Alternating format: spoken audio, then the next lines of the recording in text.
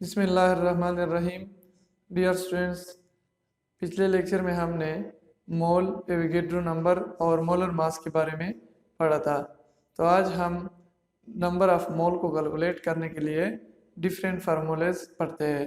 तो number of मोल की calculation हम कैसे करते हैं, तो आज हमारे साथ टॉपिक है calculating number of mole. Number of mole को फाइंड आउट करने के लिए हमारे साथ we have three different formulas. हमारे साथ तीन मुख्तलिफ किस्म की फार्मूलाज है जिसको इस्तेमाल करके हम किसी भी सब्सटेंस में नंबर ऑफ मोल को फाइंड आउट कर सकते हैं। तो नंबर ऑफ मोल को फाइंड आउट करने के लिए हमारे साथ फार्मूला नंबर 1 है नंबर ऑफ मोल, जिसको हम स्मॉल n से भी रिप्रेजेंट कर सकते हैं। यानी नंबर ऑफ मोल को रिप्रेजेंट करने के लिए हम स्मॉल n भी लिख सकते हैं। तो number of mole is equal to given mass of a substance in gram. अगर हमें किसी सब्सटेंस का वजन ग्राम में दिया है तो उसको डिवाइड बाय मोलर मास, और मोलर मास की यूनिट है हमारे साथ ग्राम पर मोल। तो number of mole is equal to mass in gram divide by molar mass. Molar mass हमने इससे पहले लेक्चर में तफसील से पढ़ा है, तो अगर आपको मोलर मास में कुछ मसला है तो आप इससे पहले वाला लेक्चर जरूर देखिए। मोलर मास का यूनिट हमारे साथ क्या है, ग्राम पर मोल। तो अगर आपको किसी सब्सटेंस का वजन ग्राम्स में दिया है और आपसे नंबर ऑफ मोल का पूछा है, तो फिर आप क्या करेंगे, given mass divide by molar मास। हम फिर गिवन मास को मोलर मास पे डिवाइड करके हमारे साथ नंबर ऑफ मोल आ जाएंगे। इस तरह से जो नेक्स्ट फार्मूला है फार्मूला नंबर 2। फार्मूला नंबर 2 है number of mole, small n से भी आप शो कर सकते हैं नंबर ऑफ मोल को, is equals to number of particles divide by Avogadro number. अगर आपको किसी सब्सटेंस के नंबर ऑफ पार्टिकल दिए हैं तो आप उसको एवोगैड्रो नंबर पे डिवाइड करके आपके पास से नंबर ऑफ मोल आ जाएंगे। एवोगैड्रो नंबर को हम यहाँ पे NA भी यहाँ पे आप लिख सकते हैं R, यहाँ पे आप इधर पे पुट कर सकते हैं NA, क्योंकि एवोगैड्रो नंबर को हम शॉर्टकट NA से रिप्रेजेंट करते हैं। और NA एवोगैड्रो नंबर हमारे साथ बराबर है 6.023 मल्टीप्लाई 10⁻23। तो अगर आपको पार्टिकल्स की किसी सब्सटेंस के पार्टिकल्स दिए हैं तो उसको एवोगैड्रो नंबर पे डिवाइड करके हमारे साथ नंबर ऑफ मोल आ जाते हैं। तो एवोगैड्रो नंबर यहाँ पे हमारे साथ यूनिट होगा पार्टिकल पर मोल। तो ऊपर वाला पार्टिकल और ये पार्टिकल कैंसिल हो जाएगा और मोल ऊपर आ जाएगा। इस तरह से फार्मूला नंबर 1 में ये ग्राम यूनिट और ये ग्राम आपस में कैंसिल हो जाएगा और जो मोल है ये ऊपर आ जाएगा। तो नेक्स्ट हमारे साथ क्या है, formula number 3 number of mole, जिसको हम स्मॉल n से शो कर सकते हैं volume in decimetre cube at STP। अगर हमें किसी भी गैस का वॉल्यूम STP पे डेसीमीटर क्यूब में दिया है तो और हमसे नंबर ऑफ मोल का पूछा जाए तो फिर हम फार्मूला नंबर 3 को यूज करके हम नंबर ऑफ मोल को फाइंड आउट कर सकते हैं। तो फार्मूला नंबर 3 है हमारे साथ volume in decimetre cube at STP पर किसी भी गैस का जो वॉल्यूम है डेसीमीटर क्यूब में डिवाइड बाय मोलर वॉल्यूम। तो उसको मोलर वॉल्यूम पे डिवाइड करके आपके साथ नंबर ऑफ मोल आ जाते हैं। और इस तरह से यहाँ पे भी ये डेसीमीटर क्यूब और ये डेसीमीटर क्यूब यूनिट आपस में कैंसिल हो जाते हैं और मोल फिर वापस आ जाते हैं, ऊपर आ जाते हैं। तो आपके पास जो वैल्यू आएगी उसके साथ यूनिट हमने क्या लिखना है, मोल लिखना है। तो मोलर वॉल्यूम क्या है, the volume occupied by 1 mole of any gas at STP।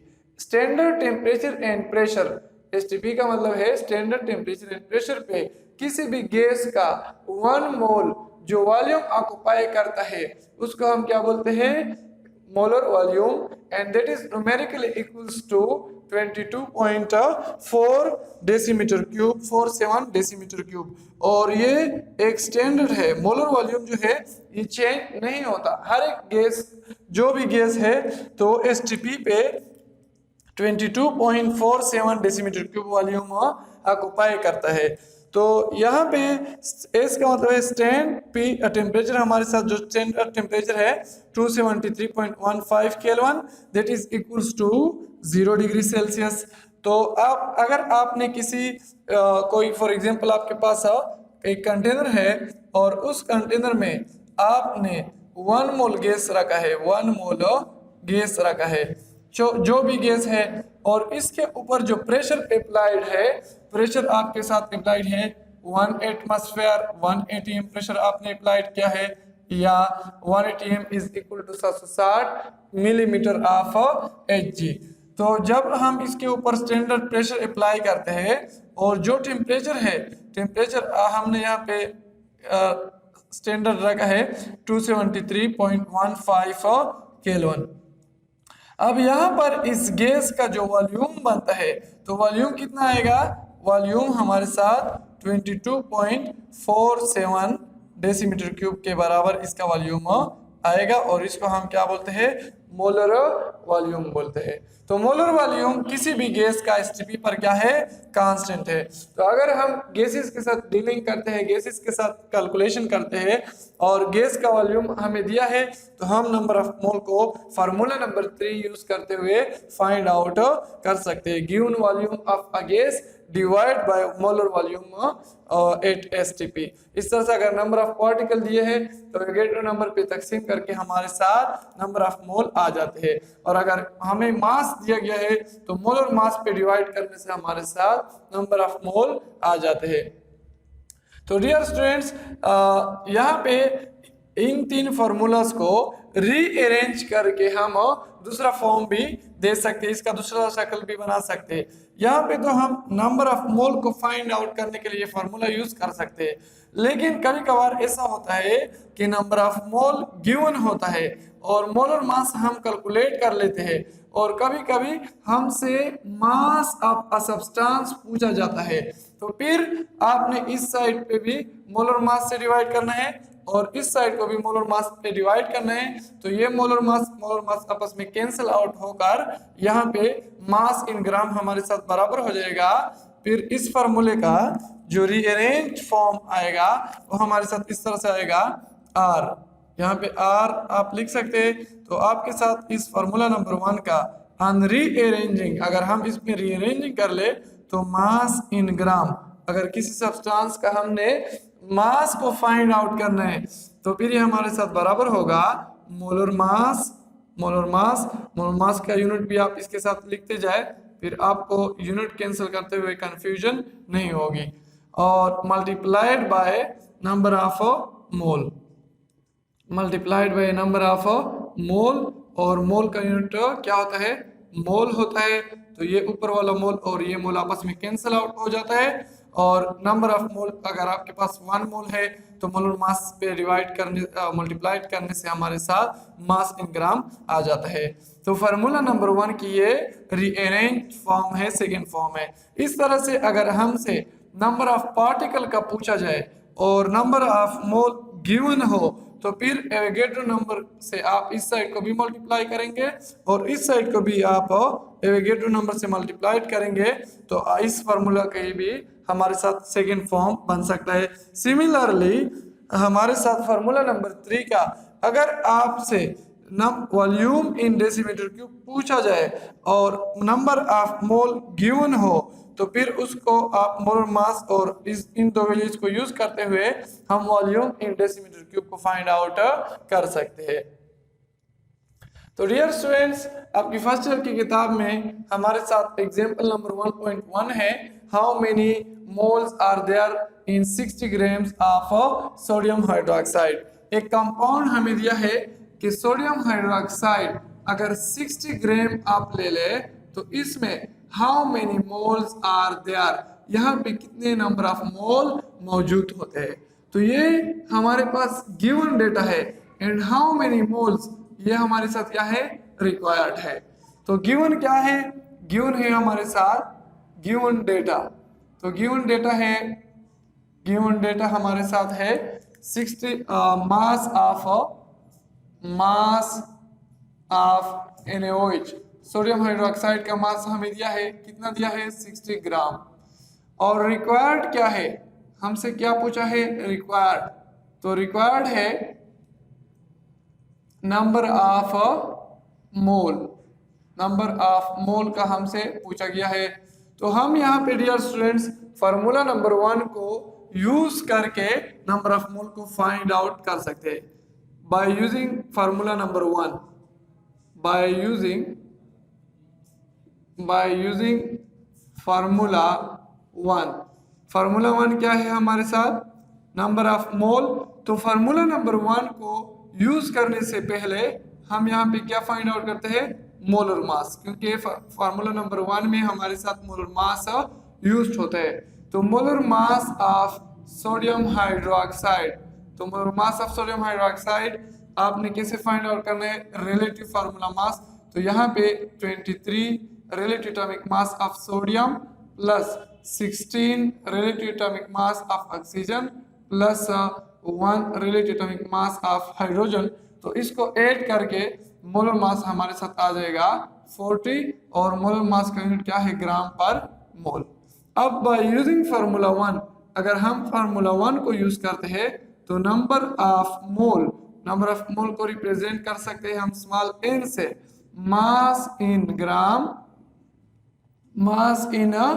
ग्राम, जो मास आपको दिया गया है divide by molar mass. Molar मास पे आपने क्या करना है, डिवाइड करना है, और मोलर मास का यूनिट क्या होता है, ग्राम पर मोल। तो मोलर मास इन ग्राम हमें दिया है, कितना है, 60 ग्राम। तो यहाँ पे हम लिखते हैं 60 ग्राम डिवाइड बाय मोलर मास। हमने यहाँ पे फाइंड आउट किया कि मोलर मास जो है सोडियम हाइड्रोक्साइड का मोलर मास कितना है, 40 ग्राम पर मोल।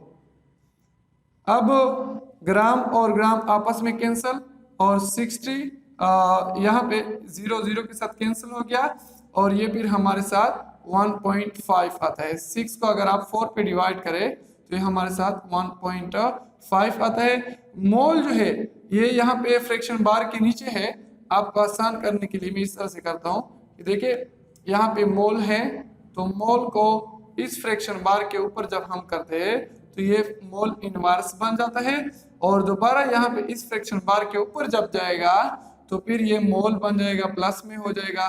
तो 1.5 मोल हमारे साथ क्या है, आंसर आया। तो नंबर ऑफ मोल कितना है, 1.5। अगर आपके पास 60 ग्राम सोडियम हाइड्रोक्साइड है तो ये हमारे साथ 1.5 मोल के बराबर होगा।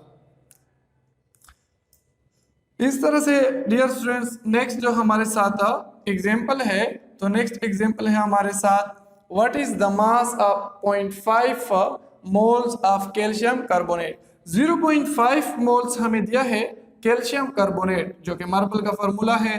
तो कैल्शियम कार्बोनेट के अगर आपके पास 0.5 मोल्स हो तो इसका हमसे पूछा गया है, मास का हमें पूछा गया है। तो डियर स्टूडेंट्स पहले हमें मास दिया था एग्जांपल नंबर 1 में, नंबर ऑफ मोल का पूछा गया था। यहाँ पे नंबर ऑफ मोल दिया है और मास क्या है, रिक्वायर्ड है। तो फार्मूला नंबर 1 को रीअरेंज करके हम यूज करेंगे। तो यहाँ पर हमारे साथ आपके पास जो गिवन डेटा है, गिवन डेटा क्या है, 0.5 mole of calcium carbonate CaCO3, calcium carbonate 0.5 मोल है। रिक्वायर्ड क्या है, रिक्वायर्ड है मास ऑफ कैल्शियम कार्बोनेट, ये रिक्वायर्ड है। और फार्मूला नंबर 1 में हमारे साथ मोलर मास यूज होता है, तो फिर हमने यहाँ पे मोलर मास को क्या करना है, फाइंड आउट करना है। Molar mass of CaCO3 calcium carbonate का मोलर मास फाइंड आउट करने के लिए हम यहाँ पे जितने भी एलिमेंट के एटम्स है उसकी रिलेटिव एटॉमिक मासेस को हमने क्या करना है, आपस में ऐड करना है। तो कैल्शियम का रिलेटिव एटॉमिक मास है 40 और कार्बन का रिलेटिव एटॉमिक मास है 12। ऑक्सीजन के यहाँ पे 3 एटम मौजूद है, तो 3 × 16, तो ये हमारे साथ आ जाएगा 40 + 12 + 48 and that is equals to 100 और मोलर मास का यूनिट क्या होता है, ग्राम पर मोल। तो 100 ग्राम पर मोल हमारे साथ कैल्शियम कार्बोनेट का मोलर मास आया। अब यहाँ पे हम फार्मूला नंबर 1 को यूज करेंगे। फार्मूला नंबर 1 क्या है, और इसकी जो रीअरेंज फॉर्म है आप पहले की तरह भी लिख सकते हैं, लेकिन अगर आपके पास रीअरेंज फॉर्म में आप लिखते हैं तो फिर आपके पास आ जाएगा mass in gram, mass in gram that is equals to molar mass multiplied by number of mole. तो डियर स्टूडेंट्स, यहाँ पे हमने फार्मूला नंबर 1 पढ़ा कि number of mole is equal to mass in gram divide by molar mass. अब यहाँ पे मास in ग्राम ये रिक्वायर्ड है, मोलर मास तो हमने यहाँ पे कैलकुलेट किया और नंबर ऑफ मोल क्या है वो गिवन है, तो यहाँ पे आप स्टार बनाए और मोलर मास आपने कैलकुलेट किया, यहाँ पे भी स्टार बनाए और यहाँ पे आप सवालिया निशान बनाए, तो ये रिक्वायर्ड है। अब इसको यहाँ पे हमने जोड़ना है और मोलर मास को इस साइड से यहाँ पे लेकर आना है, तो मोलर मास को यहाँ से भी मल्टीप्लाई करें, इस साइड को भी multiply both side by molar mass, तो आपके पास यहाँ पे रह जाएगा mass in gram that is equals to molar mass multiplication से यहाँ पे आया multiplied by number of mole. तो ये हमारे साथ फार्मूला नंबर 1 की रीअरेंज फॉर्म है। तो मोलर मास है हमारे साथ, मोलर मास है 100 gram per mole multiplied by number of mole हमारे साथ कितना है 0.5 मोल। ये मोल और मोल आपस में यूनिट कैंसल, और 100 को जब हम 0.5 से मल्टीप्लाई करते हैं तो ये हमारे साथ 50 ग्राम के बराबर है। तो आंसर हमारे साथ क्या आया 50 ग्राम, mass in gram. Calcium carbonate अगर डियर स्टूडेंट्स कैल्शियम कार्बोनेट अगर आपके पास 0.5 मोल है तो इसका मास कितना बनेगा, जो रिक्वायर्ड था 50 ग्राम इसका मास बनेगा। इस तरह से नेक्स्ट जो हमारे साथ एग्जांपल नंबर 1.3 है फर्स्ट ईयर की केमिस्ट्री में पहले चैप्टर में, तो हमारे साथ है इन अ सर्टेन एक्सपेरिमेंट, किसी तजुर्बा के दौरान 8.5 multiply 10⁻25 molecules of water were used. इतने मॉलिक्यूल्स हमारे साथ पानी के इस्तेमाल हुए हैं। Calculate the number of moles of water. आपने क्या करना है, नंबर ऑफ मोल जो वाटर के मॉलिक्यूल जितने यूज्ड हुए हैं इसको नंबर ऑफ मोल में कन्वर्ट करके वाटर के नंबर ऑफ मोल को हमने फाइंड आउट करना है। तो पहले हमें मास दिया था, नंबर ऑफ मोल का हमसे पूछा गया था, फिर हमें मास दिया गया, नंबर ऑफ मोल दिया और मास का पूछा गया। अब हमें नंबर ऑफ पार्टिकल दिया है और नंबर ऑफ मोल क्या है रिक्वायर्ड है। तो हम यहाँ पे फार्मूला नंबर 2 सेकेंड फार्मूला को यूज करेंगे। तो डियर स्टूडेंट सॉल्यूशन है हमारे साथ, इस एग्जांपल का सॉल्यूशन है हमारे साथ गिवन डेटा क्या है जो आपको दिया गया है। तो गिवन डेटा आप यहाँ पे क्वेश्चन के अंदर हाईलाइट करें।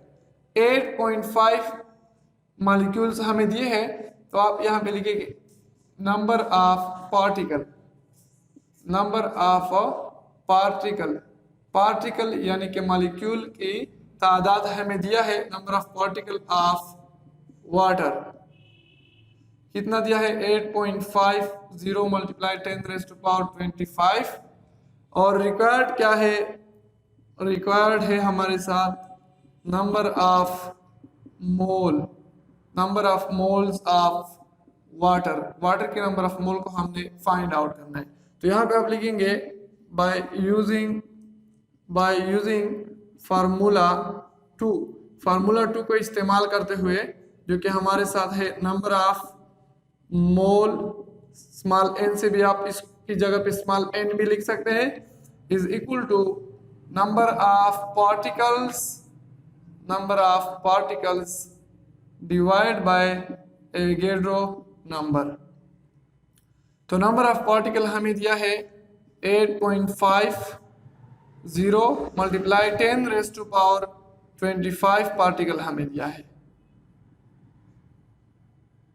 डिवाइड बाय 6.023 मल्टीप्लाई 10⁻23 पार्टिकल पर मोल, क्योंकि इतने पार्टिकल होते हैं 1 मोल में, तो पार्टिकल पर मोल। तो अब यहाँ पे ये पार्टिकल वाला लफ्ज और ये पार्टिकल आपस में कैंसिल हो जाते हैं। मोल जब इधर पे आएगा तो मोल इनवर्स बनेगा, और फिर यहाँ पे इस फ्रैक्शन बार के ऊपर जब आएगा तो मोल दोबारा प्लस में आएगा। और यहाँ पे अगर हम 8.5 को पहले कैलकुलेटर से डिवाइड करते हैं 6.023 से, तो हमारे साथ आंसर आएगा 1.41 मल्टीप्लाई। अब यहाँ पे 10⁻25 हमारे साथ ऊपर है, और मल्टीप्लाई ये जो 10⁻⁻23 है ये ऊपर आ जाएगा, इसको हमने ऊपर ले आया तो ये -23 हो गया। अब मैथ्स के उसूलों के मुताबिक जब बेस सेम होता है तो उसकी जो ताकतें होती है, जो एक्सपोनेंट्स होती है, वो आपस में ऐड होती है। अब ये +25 है और ये -23 है, तो हमारे साथ आंसर आ जाएगा 1.41 मल्टीप्लाई 10⁻² मॉलिक्यूल्स या पार्टिकल्स। यहाँ पे सॉरी आप मोल लिखेंगे क्योंकि पार्टिकल तो आपके पास कैंसिल हो गया। तो नंबर ऑफ मोल हमारे साथ क्या आया, नंबर ऑफ मोल जो पानी के मॉलिक्यूल यूज्ड हुए थे, नंबर ऑफ मोल, तो number of mole of water, पानी के नंबर ऑफ मोल आपने फाइंड आउट किए। So this is your answer, ये आपका आंसर हो गया। अगर इस एक्सपेरिमेंट में 8.5 multiply 10⁻25 molecules of water used हुए हैं, तो ये हमारे साथ 1.41 मल्टीप्लाई 10⁻² मोल्स के बराबर है।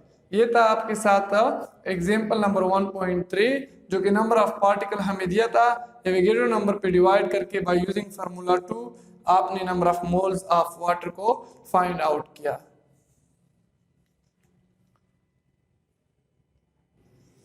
तो डियर स्टूडेंट्स, अब हमारे साथ नेक्स्ट जो एग्जाम्पल है, एग्जाम्पल नंबर 1.4 है। इसमें हमें सवाल इस तरह से दिया है, how many formula units are present in 125 gram of hydrated copper sulphate. हमें एक साल दिया है हाइड्रेटेड कॉपर सल्फेट 125 ग्राम, इसमें नंबर ऑफ मोल का फार्मूला यूनिट्स का हमसे पूछा गया है कि नंबर ऑफ फार्मूला यूनिट्स, यहाँ पे नंबर ऑफ पार्टिकल आपने फाइंड आउट करने हैं। तो डियर स्टूडेंट्स, आपके जहन में अब सवाल आएगा कि यहाँ पे तो हमसे फार्मूला यूनिट्स का पूछा गया है, नंबर ऑफ पार्टिकल का हमें रिक्वायर्ड है, और जो डेटा दिया है वो ग्राम्स में दिया है। तो इस एग्जाम्पल में ये ट्रिक किया है किताब वालों ने कि यहाँ पे हमने पहले फार्मूला 1 को यूज करके नंबर ऑफ मोल को फाइंड आउट करना है, और फिर फार्मूला नंबर 2 को यूज करके फिर हमने नंबर ऑफ पार्टिकल को या नंबर ऑफ फार्मूला यूनिट्स को कैलकुलेट करना है, फाइंड आउट करना है। तो यहाँ पे देखिए, पहले तो डियर स्टूडेंट्स ये देखिए कि ये जो साल दिया गया है इसके साथ क्या है, 5 वाटर के मॉलिक्यूल्स भी है। तो कुछ साल्स ऐसे होती है कि उसके साथ वाटर के मॉलिक्यूल्स भी इंटैक्ट होते हैं। तो यहाँ पर जब हम इस साल की फार्मूला मास को फाइंड आउट करते हैं तो वाटर के मॉलिक्यूलर मास को भी उसमें हमने ऐड करना है। यानी कि ये जो साल्ट है ये एनहाइड्रस नहीं है, एनहाइड्रस का मतलब है पानी के बगैर। तो ये है हाइड्रेटेड कॉपर सल्फेट, ये एक ऐसा साल्ट है जिसके एक फार्मूला यूनिट के साथ 5 पानी के मॉलिक्यूल भी शामिल होते हैं। तो इसको हम इस तरह से बोलते हैं कॉपर सल्फेट डॉट पेंटा हाइड्रेट। तो ये हमारे साथ हाइड्रेटेड साल्ट है। तो हाइड्रेटेड साल्ट की सबसे पहले हमने सोल्यूशन, यहाँ पे आपने लिखना है सोल्यूशन। अब गिवन डेटा क्या है, गिवन डेटा, तो गिवन डेटा है हमारे साथ mass of copper sulphate. Copper sulphate का हमें मास दिया है 125 ग्राम, 125 ग्राम। रिक्वायर्ड क्या है, रिक्वायर्ड, तो रिक्वायर्ड है number of formula units. Formula units यहाँ पे कितने मौजूद है, यानी कि पार्टिकल का वो पूछ रहा है। फार्मूला यूनिट से मतलब क्या है, number of particles.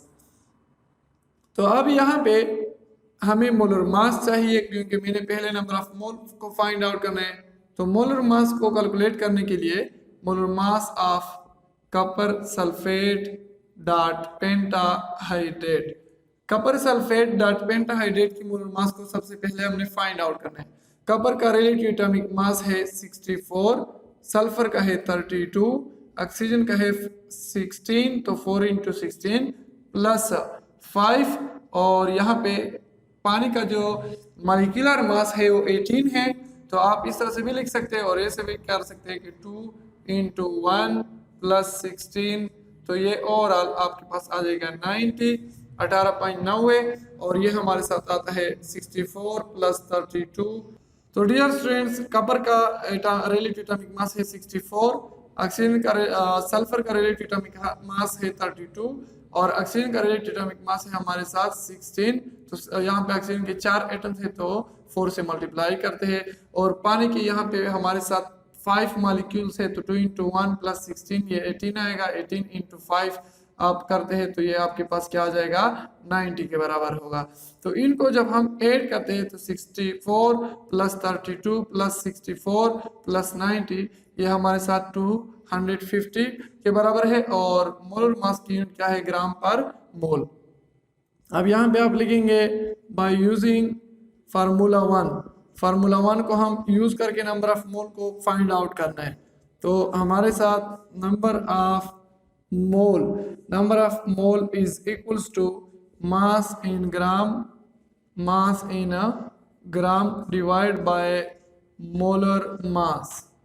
Molar mass का यूनिट क्या होता है, ग्राम पर मोल।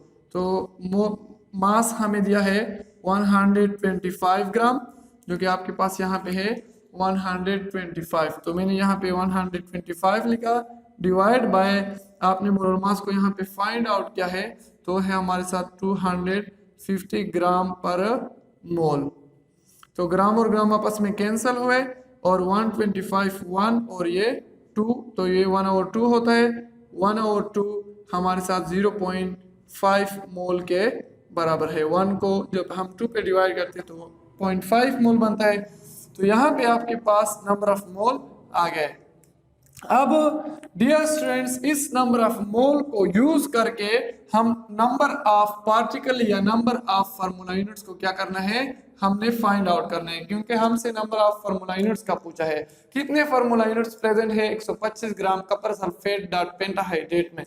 तो सबसे पहले हम डायरेक्टली मालूम नहीं कर सकते, तो फार्मूला 1 को इस्तेमाल करके हमने नंबर ऑफ मोल निकाला कि ये 125 ग्राम कॉपर सल्फेट जो है ये 0.5 मोल के बराबर है। अब सेकेंड फार्मूला को यूज करके हम नंबर ऑफ फार्मूला यूनिट या नंबर ऑफ पार्टिकल को फाइंड आउट करेंगे। तो सेकेंड फार्मूला है हमारे साथ फार्मूला 2। तो फार्मूला 2 आपके पास था number of mole is equal to number of particle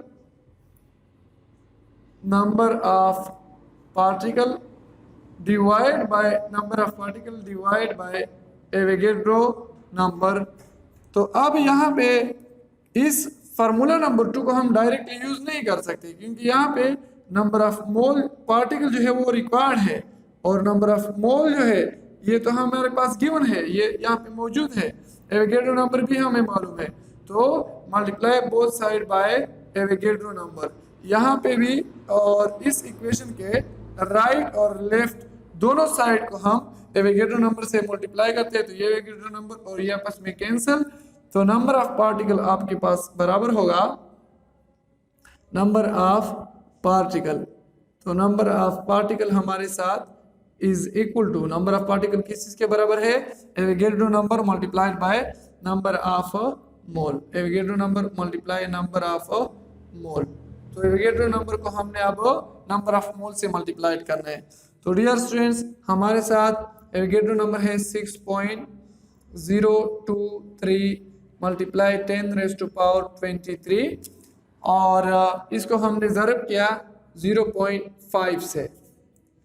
तो ये यहाँ पे पार्टिकल पर मोल इसके साथ हम लिखते हैं, एवोगैड्रो नंबर के साथ हम लिखते हैं पार्टिकल पर मोल। और 0.5 के साथ भी हम मोल लिखते हैं, तो ये मोल और मोल आपस में कैंसल। एवोगैड्रो नंबर को जब हम 0.5 से ज़रब करते हैं तो नंबर ऑफ फार्मूला यूनिट या नंबर ऑफ पार्टिकल हमारे साथ आ जाते हैं नंबर ऑफ पार्टिकल। तो नंबर ऑफ पार्टिकल आपके साथ आ जाते हैं 3.011 मल्टीप्लाई 10⁻23। जब आप कैलकुलेटर से एवोगैड्रो नंबर को 0.5 से मल्टीप्लाई करते हैं तो आपके पास आंसर आ जाएगा 3.011 मल्टीप्लाई 10⁻23।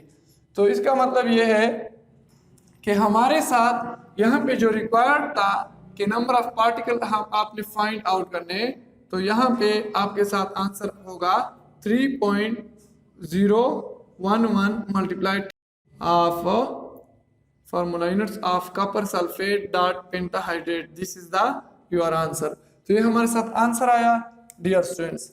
अब हमने नंबर ऑफ मोल के 3 फार्मूलेस पढ़े और उसको रीअरेंज करके भी हमने सीख लिया कि कभी कभार ऐसा होता है कि फार्मूला नंबर सेकंड जिस तरह फॉर एग्जांपल यहाँ पे है उसको आप डायरेक्टली यूज नहीं कर सकते, तो उसमें रीअरेंजिंग करके हम फाइंड आउट कर सकते हैं। तो अब आप कोई भी फॉर एग्जांपल अगर आपको मास में डेटा गिवन है या फॉर एग्जांपल आपको नंबर ऑफ पार्टिकल दिया है या आपको वॉल्यूम दिया है, तो फिर आप उससे नंबर ऑफ मोल को फाइंड आउट कर सकते हैं। जो फार्मूला नंबर 3 है जो जिसमें हमारे साथ वॉल्यूम को यूज करके नंबर ऑफ मोल को हमने फाइंड आउट करना है, तो नेक्स्ट टॉपिक में हम गैसेस कैलकुलेशन इन्वॉल्विंग गैसेस एक अलहदा टॉपिक है, तो उसमें हम पढ़ेंगे इंशाल्लाह फार्मूला नंबर 3 जो है हमारे साथ, इसको हम गैसेस में पढ़ेंगे, वहां पे हम इससे नंबर ऑफ मोल को फाइंड आउट करेंगे।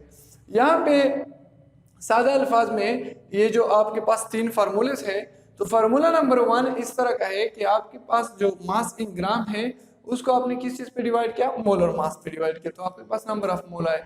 और यहाँ पे जो number of particle number of mole number of is equal to number of particle divide by Avogadro number. तो ये इस तरह की फार्मूला है कि फॉर एग्जांपल अगर कोई आपसे पूछ ले कि भाई आपके पास 60 एग्स है, ये डजन में बताए, तो आप क्या करते हैं 60 डिवाइड बाय 12, तो आपके पास 5 डजन आता है, 5 दर्जन आपके पास आंसर आएगा। तो बिल्कुल फार्मूला नंबर 2 जो है वो भी इस तरह की है, जिस तरह अगर कोई आपसे पूछ ले कि सपोज आपके पास है 60 एग्स है और आपसे पूछा जाए कि डजन में बताए, तो आप क्या करते हैं 60 डिवाइड बाय 12, तो आपके पास आ जाता है 5 डजन। तो इस तरह से जब नंबर ऑफ पार्टिकल आपको दिया होता है तो आपने उस स्टैंडर्ड नंबर पे डिवाइड करना है जो कि बराबर है। हमने यहाँ पे 12 पे 12 पे क्यों डिवाइड किया कि हमारे साथ 1 dozen is equal to 12 similar things. हमने इससे पहले लेक्चर में पढ़ा था कि 1 दर्जन में 12 सिमिलर एक जैसी चीजें होती है, तो 12 पे डिवाइड किया आपके पास आंसर आया 5 डजन। इस तरह से अगर आपको नंबर ऑफ पार्टिकल दिया है और आपसे नंबर ऑफ मोल का पूछा जाए, तो आप नंबर ऑफ पार्टिकल को किस चीज पे डिवाइड करना है, पार्टिकल्स पर मोल। तो कितने पार्टिकल होते हैं एक मोल में, एवोगैड्रो नंबर के बराबर। तो एवोगैड्रो नंबर पे जब हम डिवाइड करते हैं तो आपके साथ नंबर ऑफ मोल आ जाते हैं। तो आज के लिए इतना ही काफी है। नेक्स्ट लेक्चर में फिर इंशाल्लाह हम मोल एंड केमिकल इक्वेशन के बारे में तफसील से पढ़ेंगे। डियर स्टूडेंट्स, इसके साथ साथ आप ये होमवर्क कीजिए कि फॉर एग्जांपल आपको NH3 अमोनिया है, ये एक आप लोग का असाइनमेंट है, तो कमेंट में आप अपना आंसर बता दीजिए। NH3 है तो NH3 अगर 10 मोल है, 10 मोल, तो इसका आपने मास जो है मास आपने फाइंड आउट करना है कि 10 मोल अमोनिया का मास कितना बनेगा। और एक हमारे साथ इस तरह का एग्जांपल है, क्वेश्चन है, नेक्स्ट क्वेश्चन कि हमारे साथ for example 1800 gram of glucose है, 1800 ग्राम ग्लूकोज है, तो आपने यहाँ पे फाइंड आउट करना है number of mole, number of मोल यहाँ पे फाइंड आउट करना है। तो डियर स्टूडेंट, आप ये 2 एग्जांपल, ये 2 आप लोग का होमवर्क हो गया, असाइनमेंट हो गया, तो ये आप हल करके अपना आंसर कमेंट सेक्शन में जरूर बता दीजिए।